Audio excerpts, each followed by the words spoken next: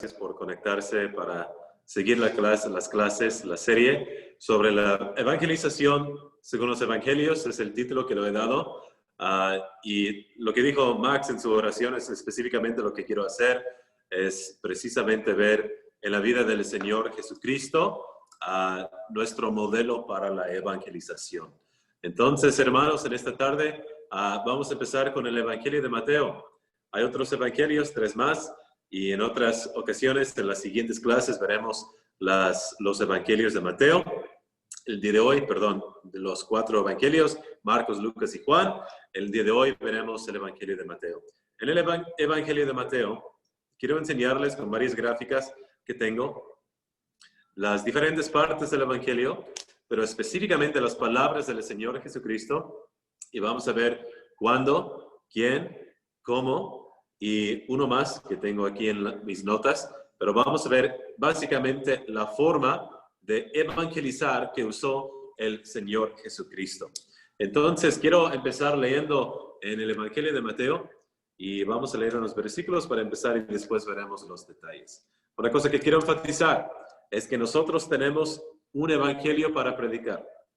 Aún en estos días de cuarentena, quizás algunos en cuarentena o otros que no tienen tanta movilidad, es posible evangelizar. Y la gran pregunta es, ¿cómo debemos evangelizar? Ya vimos en una serie las doctrinas del evangelio, como la redención, la justificación, etc. Pero ahora quiero ver el ejemplo específico de Cristo en cómo Él lo hizo para poder imitar el modelo de Cristo y poder hacerlo en Guadalajara y en cualquier otro lugar en el que se encuentra en esta tarde. Leemos primeramente Mateo capítulo 1, versículo 1. Dice así, estoy leyendo de la Reina Valera revisada, dice así: libro de la genealogía de Jesucristo, hijo de David, hijo de Abraham. Muy importante iniciar el evangelio de esta forma, el evangelista Mateo, porque sí está enseñando que el Señor Jesucristo viene de un linaje muy específico y muy importante. Es hijo de David. Es decir, que Cristo es un hijo del rey David, profetizado en 2 de Samuel, capítulo número 7. Y al ser hijo de David, él tiene el requisito específico, ya fue cumplido, al nacer por familia del linaje de José. No fue simiente de José, pero José oficialmente fue su padre. Por lo tanto, el Señor Jesucristo nació bajo el linaje de David. Esto quiere decir que Cristo es legítimamente el rey de Israel. Él es el que viene en este linaje que fue prometido para proveer un rey para todo Israel. Y por lo tanto, el evangelista Mateo quiere iniciar el evangelio para mostrar esta característica importante con respecto al Señor Jesucristo. Y por lo tanto, capítulo 1, vemos los requisitos del Mesías históricamente en capítulo 1. Cuando llegamos al capítulo número 2, ahora vamos a ver el linaje o veremos los requisitos proféticos. El capítulo 2 nos habla de las profecías que cumplió el Señor Jesucristo. Por lo tanto, con respecto a la historia, Cristo cumple las profecías. Con respecto a la profecía, con respecto a la historia, Cristo es del linaje correcto. Con respecto a las profecías, Cristo cumple perfectamente las profecías. Pero también, capítulo número 3, podemos ver que Cristo cumple también oficialmente. Es decir, cuando vino Juan Bautista, él anunció la venida del Señor Jesucristo y de manera oficial él fue presentado a todo el pueblo que estaba a su alrededor en aquel entonces. Llegando al capítulo número 4, podemos ver que Cristo es legítimo, Cristo cumple los requisitos morales y por lo tanto, capítulo 1, históricamente, Cristo es el rey verdadero. Capítulo 2, proféticamente, Cristo es el rey verdadero. Capítulo 3, oficialmente, Cristo es el rey verdadero. Y capítulo 4, moralmente, Cristo es el rey verdadero. Lo que vemos en el Evangelio de Mateo al inicio es que el evangelista quiere enfatizar este gran punto de gran importancia. Cristo cumple los requisitos. Y todo lo que veremos en los capítulos de 4 en adelante tiene que ver con este hombre que cumple los requisitos y ahora va a predicar el evangelio, el mensaje que Dios le había dado para predicar. Pero lo que quiero hacer antes de leer otros pasajes es que quiero enseñar o empezar a revisar rápidamente lo que vimos la semana pasada, porque vimos algo acerca de la historia. Algunos lo estaban, no voy a tomar mucho tiempo aquí, pero rápidamente déjame nada más hablar acerca de los puntos sobresalientes de la historia entre Malaquías y Matías. Voy a compartir mi pantalla. Un segundo.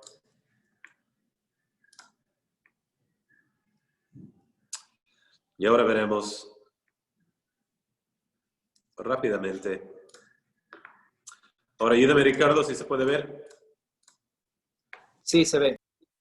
Perfecto, gracias. Voy a empezar con este. Aquí podemos ver un bosquejo de todo el libro de Mateo. Y vimos aquí una forma de dividir todo el libro. No voy a enfocarme en esta, se lo voy a enviar. Y sí se los voy a enviar. Una persona me dijo, siempre dices que lo vas a enviar, pero no lo has enviado. Sí los voy a enviar, pero estoy juntándolos y organizándolos, pero sí les voy a enviar las gráficas. Pero bueno, voy a mandarles esta gráfica para ayudarles a estudiar el libro de Mateo. Pero aquí podamos ver específicamente capítulos 1 al 4, las características del soberano, y capítulos 5 al 7, la constitución del soberano. Lo que vemos en el libro de Mateo es que iniciamos capítulos 1 al 9, hablando del soberano, es decir, del Señor Jesucristo, presentando el reino a Israel. Pero cuando llegamos a los capítulos 10 al 12, hay una controversia, y es cuando el pueblo rechaza el reino al Señor Jesucristo. Y por lo tanto, de allí en adelante, el Señor Jesucristo ahora no enfoca tanto en los judíos, ahora enfoca más en los gentiles. Ahora enfoca más en el sentido del reino, las enseñanzas del reino, los secretos del reino en las parábolas en capítulo 13, especialmente. Habla de la iglesia en capítulo 16 y en capítulo 18. Habla del futuro entre 23 y 25, etc. Habla de otros aspectos de su venida, de su mensaje, porque en capítulos 10 al 12, el pueblo de Israel rechaza al Señor Jesucristo. Y voy a mencionar esto en unos segundos con respecto a la historia, pero primeramente, nada más déjame mencionar esto acerca del libro en general. 5 sermones, se puede dividir el libro en 5 sermones, o puedes ver 5 sermones que más o menos tienen que ver con los 5 libros de Moisés, y estamos viendo aún con esto que el libro se divide, o el libro se escribió para enseñar a estos judíos que hay un nuevo Israel, no Israel reemplazado, sino que el Señor Jesucristo es el verdadero Israel, es el verdadero Moisés, es un mejor que Moisés, es uno que viene para traer finalmente la palabra, la voluntad, el evangelio y el reino aquí a la tierra. Ahora estudiaremos en qué forma va a traer el reino. Ya sabemos que en el futuro tendrá su aspecto físico aquí sobre la tierra, pero en el Evangelio de Mateo podemos ver que el Señor Jesucristo ha traído este reino del cielo, de los cielos, y este reino de Dios aquí a la tierra, y en 5 sermones Él describe diferentes aspectos de este mensaje. Entonces, los capítulos 5, 6 y 7 es un sermón sobre la constitución del reino. Capítulo 10 es un sermón sobre la comisión de estos discípulos que fueron a Israel a predicar acerca del reino. Capítulo 13, los claves o las palabras claves acerca del reino son las parábolas del reino que nos hablan de los diferentes aspectos del reino. Capítulo 18, una característica de las personas que son miembros del reino. Y capítulos 23, 24 y 25 es el 5º sermón del libro, donde Cristo habla de la culminación y donde habla del inicio de este reino físico que viene en el futuro. 2 pasajes más que son importantes para el libro de Mateo son capítulo 4, versículo 17 y capítulo 16 y el versículo 21. Y acompáñenme para leerlos rápidamente. Y después de aquí ya podemos empezar. Pero capítulo 4, 17, hay una frase ahí que dice así: desde entonces, ¿ok? Míralo con mucho cuidado. Desde entonces comenzó Jesús a predicar y a decir, arrepentíos, porque el reino de los cielos se ha acercado. ¿Okay? Este es un momento clave en el libro de Mateo. Hay que notar esto porque de aquí en adelante cambia el contenido y cambia el estilo del libro. Pero cuando llegamos a capítulo 16, versículo 21, 16, 21 dice otra vez, desde entonces comenzó Jesús a declarar a sus discípulos que él debía ir a Jerusalén y padecer mucho de parte de los ancianos, de los principales sacerdotes, de los escribas, y ser muerto y resucitar al tercer día. Entonces, lo que vemos en el libro de Mateo es que podemos ver diferentes secciones, 5 sermones, pero también 2 puntos claves, capítulo 4 y capítulo 16, que están marcando una diferencia en la enseñanza. Capítulo 4 marca el inicio del Sermón del Monte, de la enseñanza acerca del reino, y de allí en adelante el desarrollo de su enseñanza sobre el reino. Pero capítulo 16 en adelante marca otro cambio cuando inicia predicar o predicaciones o sermones acerca de su muerte y acerca de este fin de su vida que ellos no esperaban. Por lo tanto, tenemos en el libro de Mateo varios puntos o varias divisiones que podemos usar para poder entender bien este libro. Muy importante ver las divisiones para poder organizarlo bien en nuestras mentes y entender el mensaje en su contexto. Déjame nada más revisar, dame 5 minutos nada más para hacer esto y el resto del tiempo veremos la enseñanza para hoy. Pero quiero notar lo que hizo el Señor Jesucristo en el libro de Mateo, pero hay cuatro preguntas que quiero hacer para ayudarles a entender la evangelización, hermanos, para saber cómo evangelizar de una manera más bíblica, de una manera más efectiva, de una manera, es decir, eficiente, o de una manera más cristocéntrica, podemos decir. Hay que estudiar primeramente cuándo dijo Cristo o cuándo predicó Cristo el Evangelio. En segundo lugar, vamos a preguntar quién es el que estaba predicando el Evangelio, es decir, ¿quién es Cristo? En tercer lugar, vamos a preguntar ¿qué fue lo que dijo? ¿Cuáles fueron las palabras que dijo? O sea, ¿cuáles son las palabras claves para aprender, para predicar el Evangelio? Y número 4, veremos cómo lo dijo. ¿Cuál fue la forma en la que Cristo predicó? Porque si vemos cómo Él predicó, nosotros podemos imitar la manera en que Él predicaba y así predicar de la manera más bíblica, más que glorifica más a nuestro Dios. Pero empezamos con la primera pregunta y es ¿cuándo lo dijo? Los hermanos, hay que leer Gálatas 4:4, no hay que buscarlo, aquí está en la pantalla. Dice así: pero cuando vino la plenitud del tiempo, Dios envió a su Hijo, nacido de mujer, nacido bajo la ley.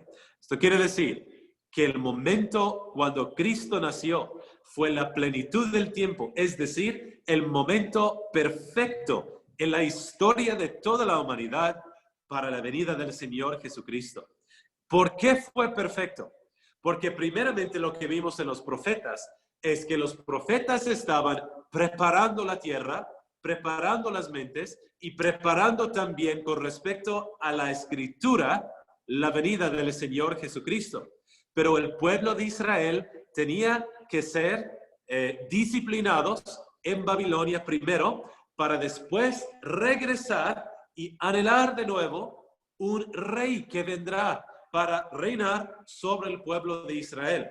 Por lo tanto, al final del libro de Malaquías, como ya estudiamos, regresaron de Babilonia. Ya no estaban bajo el yugo del imperio aqueménida, del imperio persa, de los medos y los persas. Ahora llegó, entre Malaquías y Mateo, llegó otro imperio y ellos también subyugaron al pueblo de Israel y otra vez el propósito de esto fue para disciplinar a Israel y para que ellos anhelaran y para que ellos desearan tener su rey perfecto que vendrá para finalmente empezar el reino de Dios, el cual fue profetizado por estos 16 profetas que nosotros vimos en el Antiguo Testamento. Pero el imperio griego llegó después de Malaquías. Él murió, Alejandro Magno murió, el gran emperador griego. Viene otra época de los Ptolemaicos, se llama, y los Seleucides.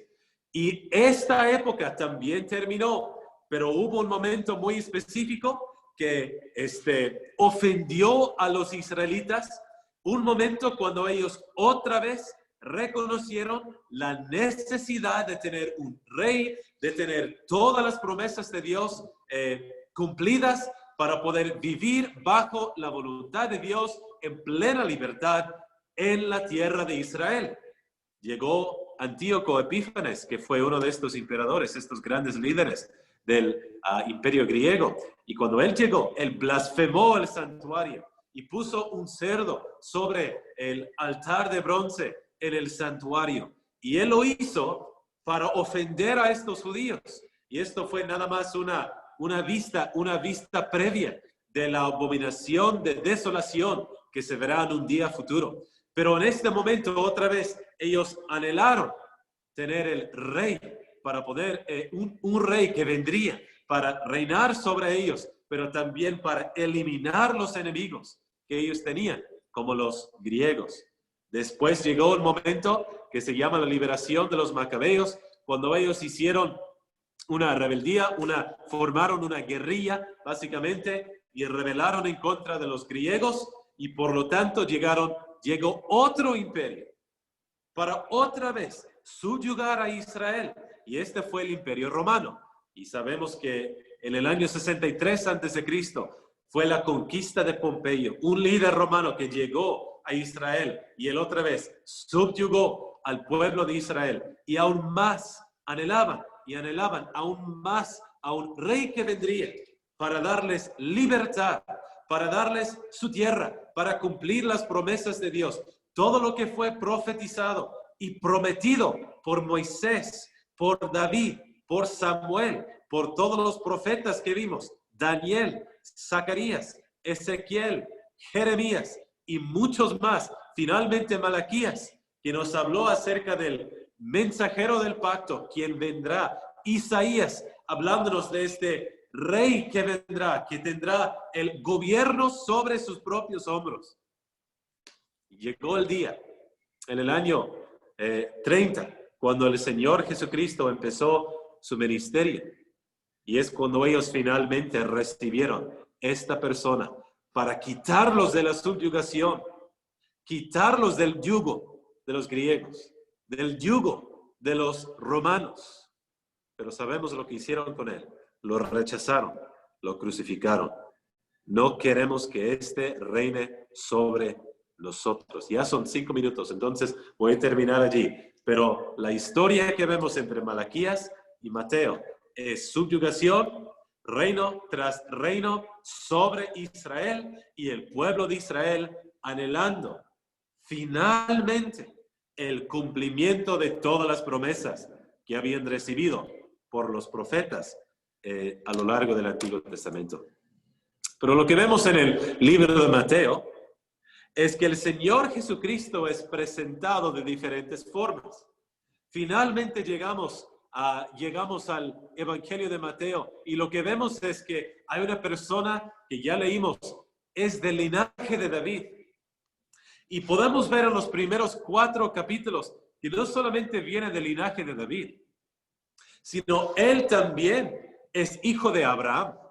Y eso quiere decir que su reino o su bendición será internacional, será para todos los hombres, todos los confines de la tierra. Pero también aprendemos acerca de Cristo, número 3, que es un nuevo Moisés, o mejor que Moisés. Y hay varias similitudes entre Cristo y Moisés. Pero lo que quiero enfatizar con esta enseñanza específica, es que Cristo ahora está presentando el cumplimiento de lo que Dios les había dado en sombra, en figura, bajo el antiguo pacto. Número 1, vemos el evangelista Mateo hablando de Cristo como una persona muy semejante a Moisés. Número 1, los milagros. Había milagros cerca de su infancia.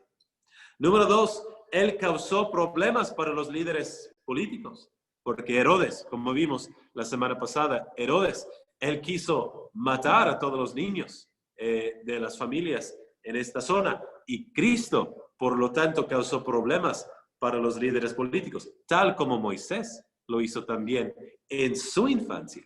Número 3, Moisés sobrevivió masacre de los niños, una masacre de niños. Y así también el Señor Jesucristo sobrevivió a una masacre de niños. Número 4, Moisés, tal como Moisés estaba en Egipto, pero regresa a la tierra. Para Moisés no regresa porque él nació en Egipto, pero él llegó a la borde, a la frontera de la tierra, pero salió de Egipto para regresar a la tierra. Y así también el Señor Jesucristo, sobreviviendo al masacre de los niños, sale para entrar a Egipto y luego regresa de Egipto para entrar otra vez a la tierra prometida. Número 5, 40 días y noches estuvo Cristo en el desierto en preparación para el ministerio. Y así también Moisés, él estuvo 40 años en preparación. Él estuvo en el desierto.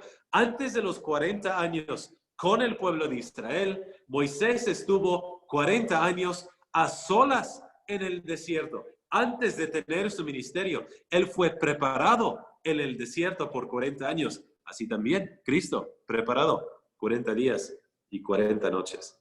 Y número 6, el Señor Jesucristo da una enseñanza desde el monte. Y esto lo encontramos en capítulo número 5. Así también Moisés, como aprendemos en Éxodo, capítulo 20, subió al monte para recibir la palabra de Dios, para poder comunicarlo al pueblo de Dios. Señor Jesucristo, cuando llegamos al capítulo número 5, Él sube a un monte. Por eso se llama el Sermón del Monte. Sube el monte para comunicar, para enseñar la voluntad de Dios. Pero un contraste, ahora un gran contraste entre Moisés y Cristo. Un nuevo poder. Él nos da un nuevo poder para poder cumplir la ley. Entonces, Cristo no repite la ley. No vino para repetir nada más la ley de Moisés. Pero lo que Él vino a hacer fue enseñarnos una ley, podemos llamarlo así, o una enseñanza que es más alta en calidad, más importante que la ley de Moisés, y es una ley que solamente un creyente con el Espíritu Santo puede cumplir. Entonces, ¿quién era esta persona? Cuando pensamos en la predicación del Evangelio, hermanos, tenemos que pensar en estos principios fundamentales. ¿Quién era el Señor Jesucristo? Él es Jesucristo. Él es el Hijo de David. Él es el Hijo de Abraham. Él es Emmanuel, Dios con nosotros, pero es el nuevo Moisés. Es el que viene para cumplir todo lo que había sido profetizado en el Antiguo Testamento. Y estoy enfatizando esto por este gran punto. Si nosotros queremos predicar el Evangelio al vecino, si lo queremos predicar a cualquier persona, familiares, en la calle, en el local, etc. Hermanos, es absolutamente importante entender la historia. Es decir, ¿quién es? No solamente aprender lo que hacemos a veces, aprender un versículo uno que otro, un versículo, memorizarlo, repetirlo, decir a las personas, bueno, yo quiero ser salvo. ¿Cómo puedo ser salvo? Pues solamente hay que creer. Pues creer ¿en quién? Pues creer en Cristo. Ok, bueno, lo repito y ahora soy salvo. No, ¿quién es Cristo? Hay que saber quién es y cómo Cristo cumple lo que la Biblia desde Génesis a Malaquías ha estado profetizando. La Biblia desarrolla la historia de Dios de Génesis a Malaquías, y cuando llegamos al libro de Mateo y los otros evangelios también, ahora estamos viendo el cumplimiento. El Antiguo Testamento son promesas que Dios hizo, pero el Nuevo Testamento son promesas que Dios cumplió. Por lo tanto, nosotros tenemos que saber cuáles son las promesas que hizo para poder responder cuáles son las promesas que Él cumplió. Y en el Antiguo Testamento, otra vez, aprendemos la historia de la necesidad de Cristo y así aprendemos quién es este hombre. ¿Quién es? El cumplimiento de todas las promesas de Dios, desde Génesis a Malaquías.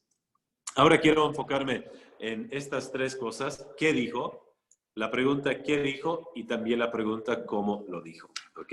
Y primeramente quiero enfocarme en las 5 sermones del Evangelio de Mateo y veremos si ahora sabemos quién es, y estoy hablando en términos generales obviamente, pero si ahora sabemos quién es el Señor Jesucristo, el Hijo de David, el que viene del linaje de David, el Rey legítimo, ¿ok? El que viene para salvar a su pueblo Israel, para proveer salvación. Ahora, ¿cuál fue su mensaje? Hay varios reyes, hay varios presidentes, primer ministros, etcétera, y tienen sus mensajes y hablan de cosas que son muy necesarias. Acá en Estados Unidos, ellos están hablando mucho del racismo y están hablando de una educación que es necesaria para todo el pueblo, para jamás ser racistas otra vez, etcétera. Esto es algo que están hablando muchas personas y enfatizándolo en el trabajo, en la escuela, en la política, etcétera. Y el mensaje de los políticos es eso.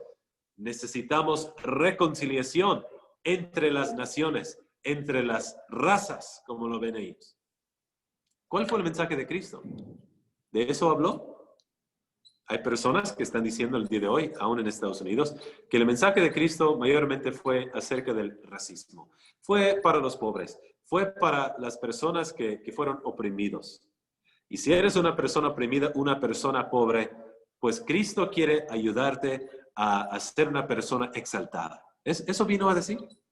Pues la palabra de Dios es muy específico. Con estos 5 sermones, sabemos específicamente lo que vino a hacer y decir el Señor Jesucristo. Voy a pasar esto rápido porque más en la siguiente tenemos unas cosas más específicas. Pero en general, número 1, Él vino a predicar primeramente una nueva constitución. Y quiero animarles a leer capítulos 5 al 7, el cual se llama el Sermón del Monte, ¿ok? Y aquí en este sermón, Cristo delinea o Él describe, ¿ok?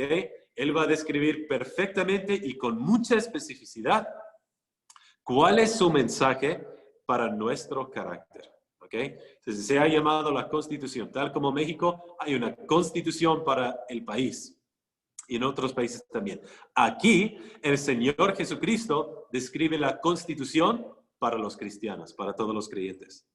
Y nosotros debemos saber cuál es nuestra Constitución. Si es importante saber quizás de alguna forma la Constitución de México, cuanto más saber la Constitución del pueblo de Dios. Entonces, 5 al 7, Cristo describe su Constitución. Pero capítulo 10, Cristo describe su comisión, es decir, es cuando Él envía a los 70, Él envía a sus discípulos para predicar a Israel. La primera vez, la primera comisión. Hay otra comisión al final del Evangelio, pero la primera comisión fue a predicar no a los gentiles y no a los samaritanos, sino a la casa de Israel. Entonces, primeramente, Cristo, en capítulos 1 al 10, y específicamente 1 al 9, está enfocado su mensaje sobre Israel. Pero cuando llegamos a capítulos 10 al 12, el pueblo de Dios rechaza al Señor Jesucristo. Y por eso en el capítulo 13, allí puse claves necesarios, porque él habla de las parábolas del reino. Y hermanos, son difíciles para entender, pero quiero animarles a leerlos de todos modos. Y con más tiempo, con varios años, leyéndolos, vamos a aprender mejor qué significa.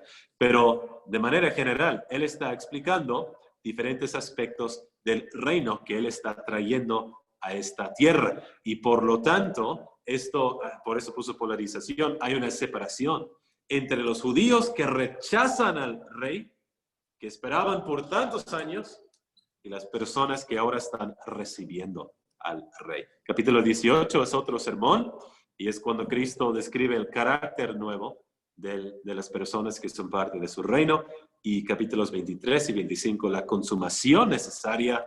Esto nos habla de los juicios, las señales que vienen antes del fin, y los juicios que vienen para el pueblo de Israel en un día futuro, antes de traer su reino acá a la tierra. Entonces, el libro de Mateo es un libro judío, pero no exclusivamente para los judíos. Es para los gentiles, es para nosotros. Tiene que ver con nosotros. No es un libro que es solamente para el pueblo de Israel, pero lo que vemos es una transición, ¿ok?, entre el Antiguo Testamento y ahora llegando al Nuevo. Y hay dos transiciones grandes en el Nuevo Testamento, el Evangelio de Mateo y los Hechos de los Apóstoles. ¿Ok?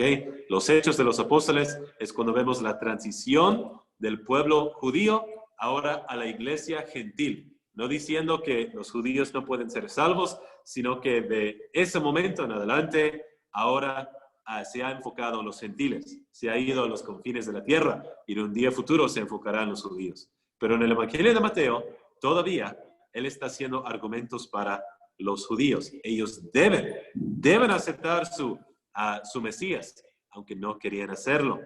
Ahora quiero enfocarme en esto. En el libro tenemos que preguntar qué fue lo que él dijo, ¿ok? ¿Cuáles fueron las palabras que él dijo? Acompáñenme al capítulo 4, versículo 4. Y otra vez el tema que estoy enseñando es cómo evangelizar como Cristo. Lo que hemos visto es, tenemos que entender cuándo lo dijo, quién es el que lo dijo. Para predicar el evangelio, tienes que conocer quién es Cristo antes que todo. Número 3, tienes que aprender qué fue lo que él dijo. Entonces, ya hemos visto un panorama del libro. Ahora quiero ver versículos específicos. Capítulo 4, versículo 4. Nota las palabras del Señor Jesucristo. Dice esto. Cristo hablando a Satanás. Y él respondió y dijo, escrito está, no solo de pan vivirá el hombre, sino de toda palabra que sale de la boca de Dios.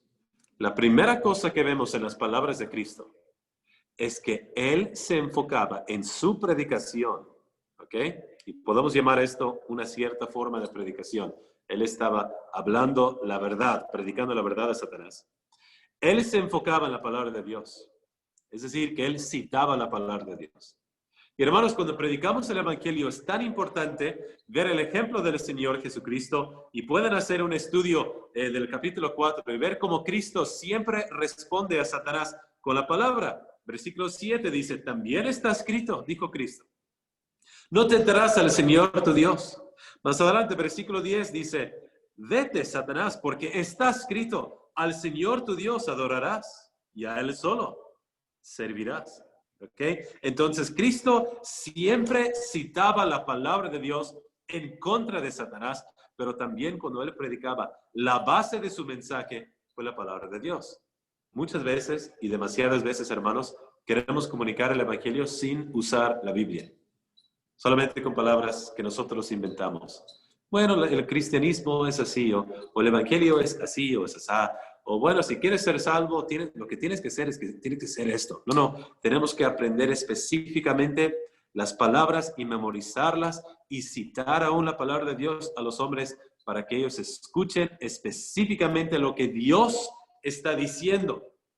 Y así tiene autoridad para poder aprender y creer lo que Dios está. Entonces, la primera cosa, ¿qué dijo? Un enfoque en la palabra.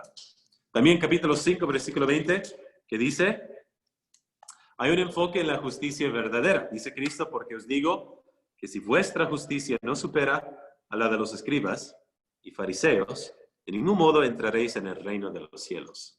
Eso es muy importante, especialmente en México y otros países latinoamericanos, donde la religión popular es la Iglesia Católica, y podemos ver personas quienes se enfocan en su propia justicia, en sus propias vidas, sus obras, etcétera. Se enfocan mucho en lo que ellos hacen y lo que pueden hacer y lo que pueden ofrecer, etcétera.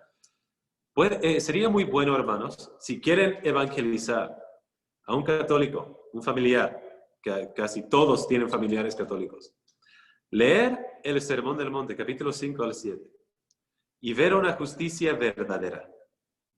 Y cuando empiezan a hablar acerca de buenas obras y hacer esto y hacer aquello, al conocer Mateo 5 al 7, pueden hablarles acerca de una justicia que es verdadera. No solamente, pues doy limosnas, pues doy diezmos, pues doy dinero, ayudo a los pobres de vez en cuando, ayudo a, etcétera, ¿no? En capítulos 5 al 7, Cristo describe un estándar tan alto que es absolutamente imposible hacerlo sin ser salvo, sin tener el Espíritu Santo en nuestras vidas. Los hombres religiosos pueden hablar de las buenas obras, pero cuando llegamos a las obras que Dios pide, son obras imposibles para hacer sin tener su propio poder. ¿Ok? Vamos al capítulo 8 para ver otro aspecto. Entonces, Cristo cita la palabra de Dios cuando Él evangeliza. Cristo también hace un énfasis en una justicia verdadera, no solamente religiosa, pero también hay que ver las palabras claves que Él usa cuando Él predicaba, y los vemos en capítulos 8 y 9.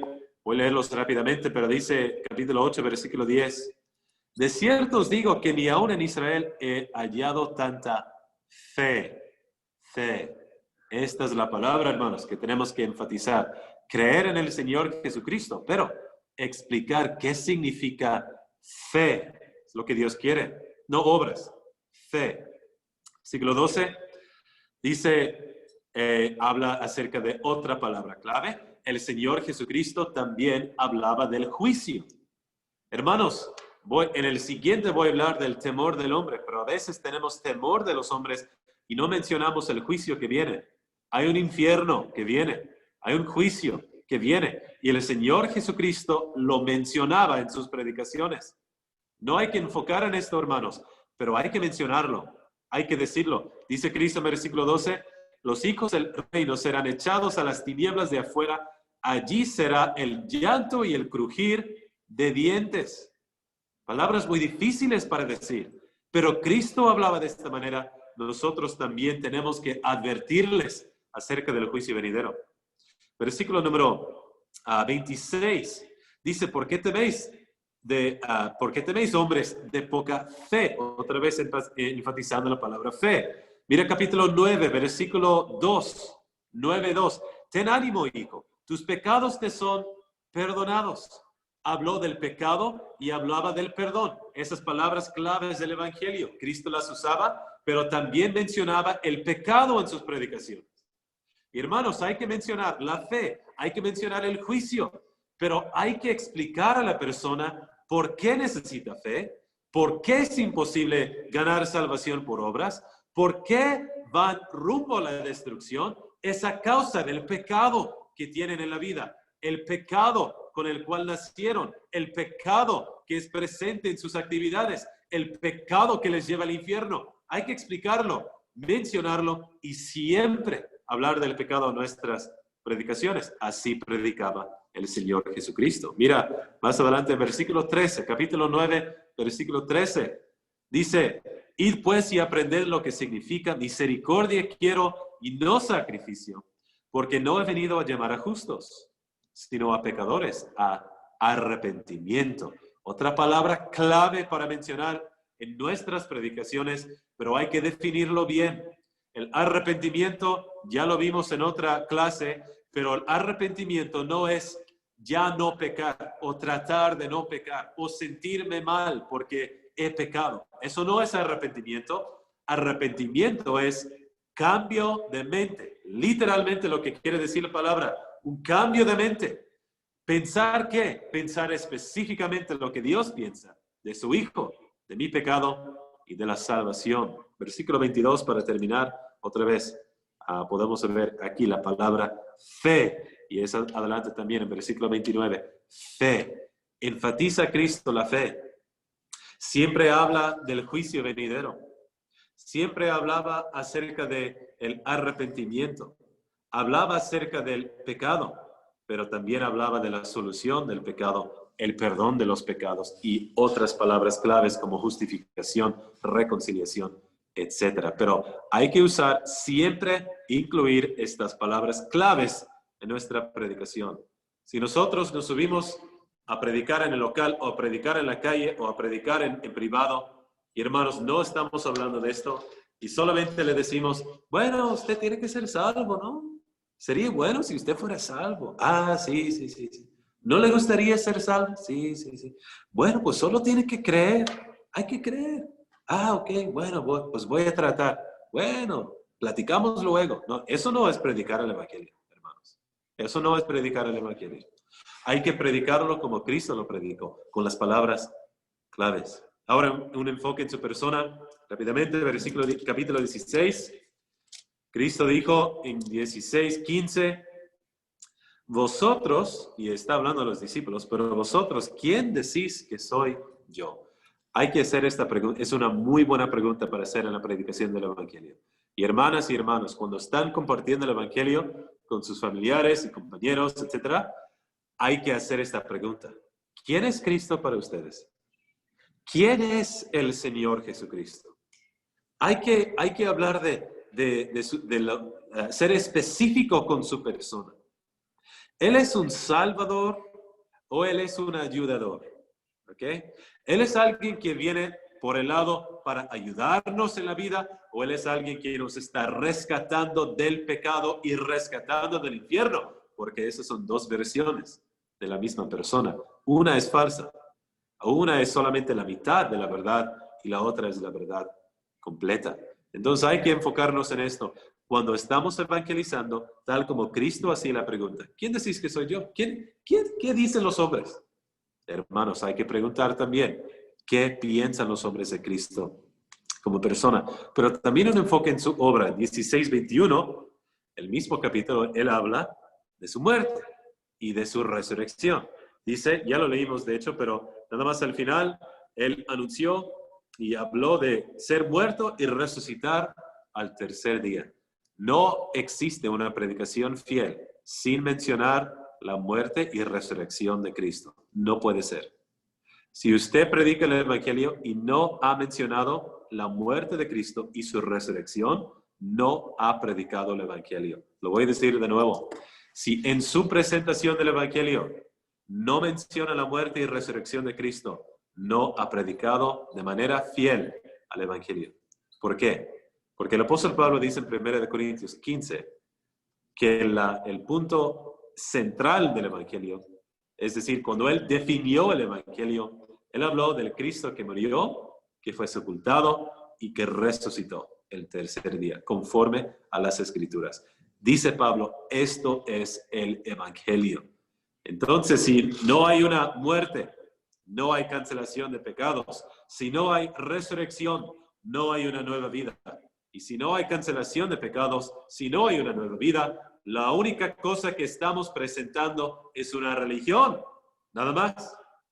Reformación, nada más. Una terapia, nada más. Psicología, nada más. Pero cuando entra la muerte y la resurrección del Señor Jesucristo, esto es lo que hace toda la diferencia en cuanto a los mensajes del mundo. Vamos a la siguiente.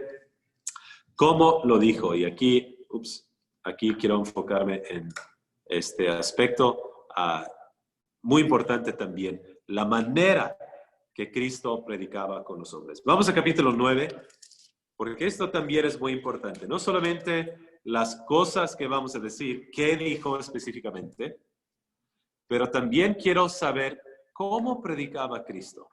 ¿Ok? ¿Cómo predicaba Cristo?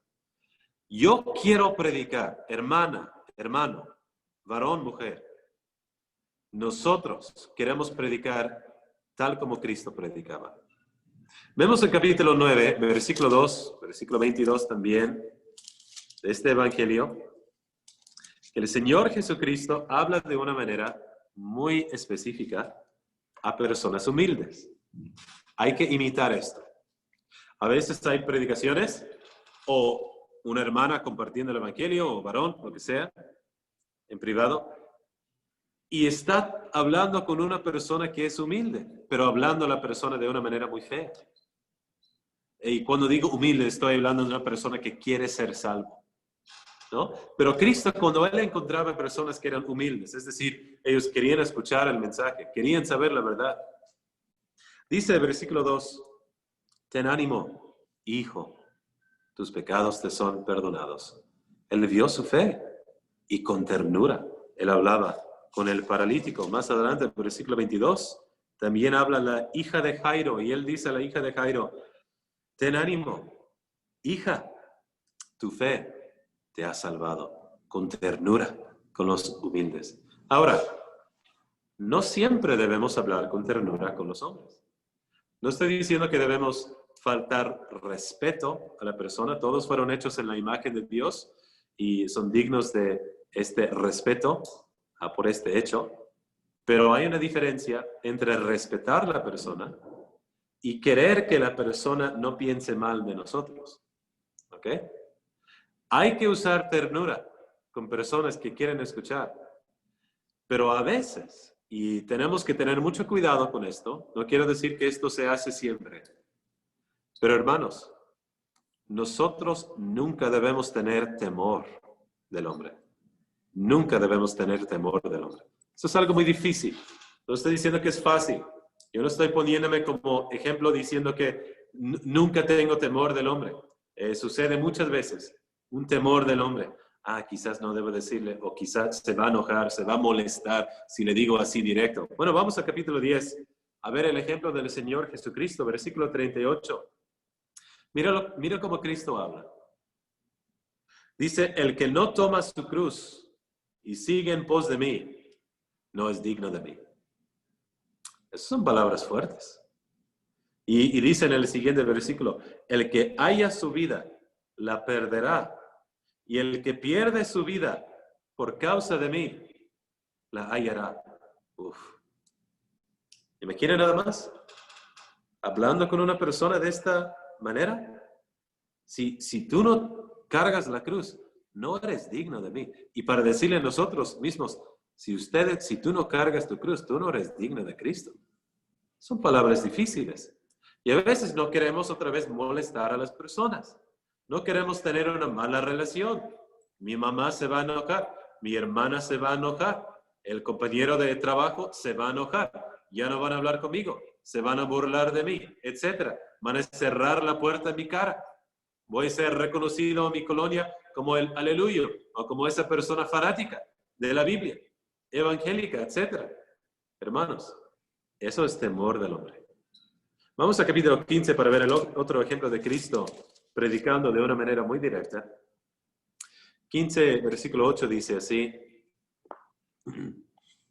muy difícil esta, y solo tenemos 5 minutos, entonces voy a correr por estos últimos puntos, pero quiero enfatizar este punto. Dice capítulo 15 de Mateo, versículos 8 y 9, este pueblo me honra con los labios, pero su corazón está lejos de mí. Mas en vano me rinden culto, enseñando doctrinas que son preceptos de hombres. Estas son palabras muy fuertes. Y hermanos, hay ocasiones cuando nosotros tenemos que hablar de una manera muy fuerte con las personas. Otra vez, con cuidado.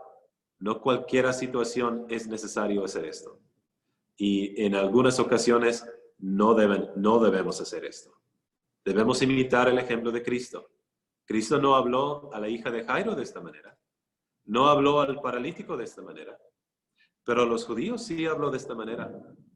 Y hay veces, hermanos, cuando hay personas que no son salvas y quizás son religiosos, como los judíos, y estamos hablando con ellos, y ellos quieren decir que ellos sí están sirviendo a Dios y siguiendo a Dios, y nosotros somos los que estamos mal, hay que ser parte de esta religión, etc. Hay que ver las cosas como ellos los ven. O quizás un familiar, una persona que no quiere reconocer la importancia de la salvación. Y bueno, sí, quizás, algún día lo veo. Hermanos, a veces hay que hablar fuerte con las personas. ¿No entiende? O sea, hablando de la persona, ¿no entiende la necesidad de la salvación? No puede ver, querido, su hermano de la sangre, o su hermana de la sangre.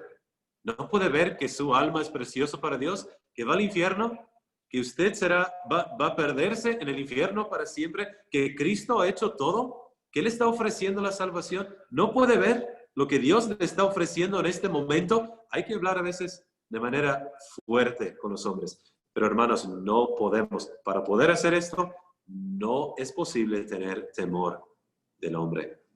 Quiero hablar a los varones, ahora de manera más específicamente a los varones. Hermanos varones, es nuestro trabajo. ¿Okay? Cuando estamos sobre la tribuna, hay momentos cuando quizás le llega la tentación de no hablar de una manera tan directa con las personas. Y es más lo que estoy enfatizando. No faltar respeto, pero hablar de una manera directa, tal como Cristo. Hermanos, si usted de vez en cuando tiene esa tentación de no ser directo con el Evangelio, tiene que reconocer lo que es temor del hombre y no temor de Dios. Hay que tener temor de Dios y no de los hombres y hablar, predicar el Evangelio tal y como es. ¿Y saben lo que aprenderemos? Muchas veces cuando nosotros tratamos de suavizar el Evangelio, suavizar las palabras para que no se enojen las personas, ¿sabes qué? Se van a burlar de ti de todos modos. Lo van a rechazar de todos modos. No, nunca vale la pena tener temor del hombre. Hay que decirlo tal y como es y ver la situación. Una persona que quiere ser salvo, con ternura. Una persona que no quiere reconocer la verdad, hay que ser directo, pleno y directo a la persona, siempre con respeto y, como dice el apóstol Pablo, predicar o anunciar la verdad en amor. Pero el amor no cancela hablar de una manera directa y sin temor del hombre. Ok, capítulo 11, el versículo 15. Capítulo 11, el versículo 15. Vamos rápidamente porque ya va terminando. Voy a usar un poquito más tiempo para terminar estos puntos. Pero 11, 15 dice así: el que tiene oídos para oír, oiga. Vamos a 13, versículo 9. El que tiene oídos para oír, oiga. Versículo 43, el mismo capítulo. El que tiene oídos para oír, oiga. Este es otro aspecto de la comunicación del Evangelio que vemos en la vida de Cristo. A veces con ternura, a veces de una manera muy directa, en la cara, diciéndoles la verdad, sin pelos en la lengua. Pero en otras ocasiones, presenta la verdad tal y como es y lo deja. Y se va a otro lugar. El que tiene oídos para oír, oiga. He predicado el Evangelio. He predicado la palabra. Y lo que se ha predicado es suficiente. Si lo va a aceptar, lo va a aceptar. Pero si no lo va a aceptar, no lo va a aceptar. No voy a estar aquí tratando de manipularte. No somos manipuladores con el Evangelio. Somos predicadores del Evangelio. Comunicamos el Evangelio, no manipulamos, no forzamos a las personas. El que tiene oído para oír, oiga. Y el Señor Jesucristo mostró su dependencia en la obra de Dios en ese sentido. Dios es el que obra con las almas. Dios es el que obra con las personas. Predicamos el Evangelio y dejamos los resultados en las manos de Dios. El que tiene oídos para oír, oiga. Pero hermanos, hay muchos oídos en México. Millones de oídos. Por lo tanto, hay que salir a buscar los oídos que quieren oír. Sí hay oídos en México que quieren escuchar. Sí las hay. Ustedes son evidencia de esto. Pero hay que buscarlos. Hay que encontrarlos. Predicar el Evangelio y trabajar con ellos. Cuando hay personas y estamos predicando con ellos, y quizás me ha pasado a mí de visitar a personas y visitar, y no quieren escuchar. Son amables, pero no quieren escuchar. Hermanos, hay que buscar personas que quieren escuchar y quizás da un break. Si hay personas que están visitando ahorita, no quieren escuchar, pon los frenos, busca a otra persona y regresa con ellos, quizás en unos meses, a ver si Dios está obrando en su vida. Pero una dependencia en la obra de Dios es lo que ha mostrado. También, número 4, vamos a capítulo 16. La importancia de hacer preguntas. 16:15. Dice así. Y vosotros, ya lo leímos, ¿quién decís que soy yo? Capítulo 17, versículo 24 dice, Cristo hablando a Simón. ¿Qué te parece, Simón? Los reyes de la tierra, ¿de quiénes cobran tributos o impuestos? ¿De sus hijos o los extraños? ¿Ok? Haciendo unos ejemplos nada más de las preguntas del Señor Jesucristo. Muy importante, hermanos, esto ha sido algo de mucha utilidad, de mucho uso para mí en comunicar el Evangelio, es preguntar a la persona. Y Cristo lo hace vez tras vez tras vez. Cuando Él está hablando con las personas, hace preguntas. Bueno, Él tenía todo conocimiento, pero debemos imitar esto porque nosotros no tenemos todo conocimiento y Él aún teniéndolo, aún así lo hizo. Porque es importante escuchar de la boca de la persona qué es lo que están pensando. Yo he visto personas que van a evangelizar y llegan a la puerta o están en el café o están en la casa o están haciendo algún tipo de evangelización personal e inician el evangelio y no dejan que la persona hable. Predican, bueno, tiene que ser ese, quiero leerle este versículo, visitando versículos y predicando y predicando y predicando, y al final, bueno, lo dejo contigo y me voy y nos vemos la semana que viene. Y no escucha nada de la persona. No es que la persona nos va a ayudar en cuanto a la verdad, pero nos va a ayudar en este sentido. ¿Qué están pensando? Y al escuchar lo que ellos están pensando, ahora puedes dirigir tu mensaje a la necesidad más importante para esta persona. ¿Ok? Cuando comunicamos el Evangelio, cada persona tiene una necesidad diferente. Hay necesidades que todos tienen en común, obviamente. El pecado, por ejemplo, todos tienen esta necesidad en común. Pero algunas personas batallan más con el concepto de la fe. Otras personas batallan más con el concepto del pecado. Otras personas batallan más con quizás la autoridad de la Biblia.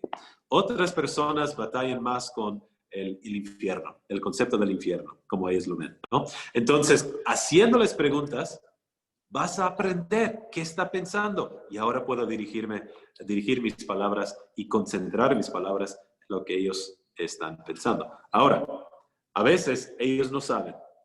Y en esos casos hay que dar el evangelio completo y en general y esperar hasta que la persona, o a tratar de ayudar a la persona a entender. Pero muy importante, Cristo lo hizo, nosotros también debemos hacerlo, hacer preguntas. Y esto es algo extra, ¿ok? Pero el último que voy a mencionar, el uso de metáfora, ilustración y figuras, no es solamente para predicadores, hermanos, pero pueden buscar estas citas después. Son varias citas y hay más en el Evangelio, pero no había lugar aquí en la pantalla, pero hay más ocasiones donde Cristo usa metáfora o ilustración o figuras. Cuando Él explicaba, le gustaba al Señor Jesucristo dar ilustraciones e ilustrar lo que estaba diciendo, dar ejemplos. Y hermanos, para hacer esto, tenemos que estar atentos a lo que está sucediendo. No estoy diciendo que tienes que poner atención a las noticias y saber todo lo que está sucediendo en México y llenar la mente con toda esa negatividad. No estoy diciendo eso. Pero tener ilustraciones vienen a la mente por nuestras experiencias. Bueno, pues es así, que quiero explicar el pecado de esta manera y vas a contar una historia, ¿no? O vas a dar una ilustración de alguna forma, usar una metáfora. Entonces, hermanos, esto es extra, pero es algo que el Señor Jesucristo usaba mucho. Es de mucho uso en el Evangelio, en la predicación pública del Evangelio, aunque no debe dominar el mensaje, debe ser una ventana, no debe ser el mensaje, debe ilustrar el mensaje. Y también en privado es de mucho uso usar ilustraciones y metáforas y figuras para poder explicar de una manera mejor el Evangelio. Bueno, para revisar, terminamos. Voy a revisar lo que vimos hoy. ¿Cuándo lo dijo? ¿Cuándo predicó del Evangelio Cristo? En la plenitud del tiempo, Cristo predicó el Evangelio. Y en este momento específico, llegó el rey de Israel. ¿Qué sucedió? Ellos rechazaron a su rey. Cristo vino como un nuevo Moisés, presentó la ley como si fuera sobre el monte, como Moisés lo dijo, pero una ley con un estándar mucho más alto que la ley de Moisés. Y él presenta, capítulo 5 al 7, la ley, o presenta su constitución para el pueblo de Dios. Lo rechazaron. Y por lo tanto vemos más adelante que habla de las claves necesarias, de las parábolas del reino, del carácter del miembro del pueblo de Dios y la consumación, todos los juicios que vienen en el futuro para el pueblo de Israel. Pero lo que podamos ver en sus predicaciones es un enfoque en la palabra, un enfoque en la justicia verdadera, el uso de palabras claves, un enfoque en su persona un enfoque en su obra esencial para predicar el Evangelio, pero también cómo lo dijo con ternura, no tuvo temor del hombre en ningún momento, siempre dependiéndose de la obra de Dios con las almas. La importancia que él mostró en hacer varias preguntas en muchas ocasiones y también el uso de metáfora e ilustración y figuras en sus presentaciones. Entonces, hermanos, en el Evangelio de Mateo, esto es lo que aprendemos de la evangelización de Cristo, y si lo aplicamos, se puede decir que nosotros estamos evangelizando como Cristo. La última cosa, voy a quitar esto, última cosa que quiero decir. Quitar la pantalla. La última cosa que quiero decir, nada más déjenme buscar el Zoom. Ok, estamos. La última cosa que quiero decir. El Evangelio de Mateo. Específicamente, ¿qué nos enseña Mateo? La cosa que enfatiza Mateo es que Cristo es el Rey, ser Rey. Y hermanos, cuando ustedes van a predicar el Evangelio, cuando van a compartir el Evangelio con sus compañeros, familia, etc., están predicando el Evangelio del Rey. No es un mensaje político, no viene del presidente, no viene de nosotros, viene de Dios mismo, viene del Rey del universo. Y por lo tanto no debemos tener temor, sino debemos tener denuedo, confianza, sabiendo que este mensaje es el mensaje más importante de todo el mundo. Hay que salir con confianza, hermanos, con denuedo, para predicar este mensaje que Él nos ha dado. Bueno, usé más tiempo, pero si hay preguntas al final, un hermano va a orar. Bueno, voy a orar y después Ricardo puede controlar las preguntas, etc. Si hay preguntas acerca de evangelización, si hay preguntas de evangelización o acerca de algo que vimos hoy, sería muy bueno. Y espero, hermanos, que tengan pensamientos acerca de esto. ¿Cómo evangelizar mejor? ¿Cómo evangelizar como nuestro Salvador? Vamos a orar. Padre Santo, damos las gracias de nuevo por tu palabra. Damos las gracias por el Señor Jesucristo. El cumplimiento de todas las promesas de los profetas que nos hablaron acerca de la venida de este Rey. Y damos las gracias que el Rey llegó. Y que cuando Él vino, Él no solamente llegó y salvó a algunas personas, empezó su reino en un rincón de la tierra, sino Él murió en la cruz primeramente antes de establecer su reino. Él vino y Él murió y fue resucitado, y así dio lugar o dio oportunidad a todos los hombres para ser salvos. Y el Evangelio se predica en todas las partes del mundo, viendo ese día cuando Él regresará y Él establecerá su reino, que estará lleno de personas de toda etnia, de todo color, de toda lengua. Y estaremos reinando con nuestro Salvador, el Señor Jesucristo. Ayúdanos a predicar este mensaje con confianza y ayúdanos a evangelizar tal como Cristo lo hacía. Lo pedimos en el nombre del Señor Jesucristo. Amén. Amén. Muchas gracias, Johnny.